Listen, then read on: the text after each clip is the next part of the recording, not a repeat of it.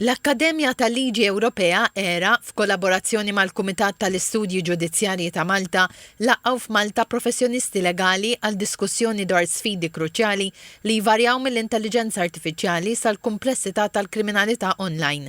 Dan sar waqt il-konferenza annwali dwar il-ġustizzja kriminali fl-Unjoni Ewropea. L-imħallef Consuelo Xerri Herrera għamlet preżentazzjoni dwar wieħed mill-pilastri ta' sistema ġudizzjarja, id-drittijiet tal-akkużat u s-suspettat fi proċeduri kriminali pendenti l-qorti u waqt investigazzjonijiet tal-Pulizija. L-imħallef Herrera qalet li Malta implementat id-direttivi tal-Unjoni Ewropea marbuta mal-programm ta' Stokkolma li kellu lan li jsaħħaħ il-garanziji proċedurali fil-proċessi kriminali madwar l-Ewropa.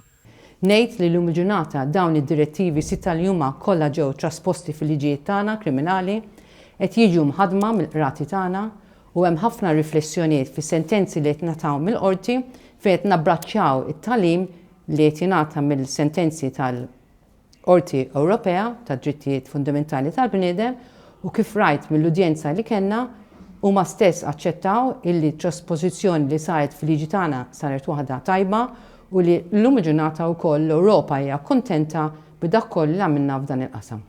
Lan tad direttivi u li joħolqu livell minimu komuni ta' protezzjoni għall-akkużati u jinkludu id-dritt tal-informazzjoni, għat-traduzzjoni u l-interpretazzjoni, għall-għajnuna legali u wkoll is-saħħa tar-regola tal-preżunzjoni tal-innoċenza.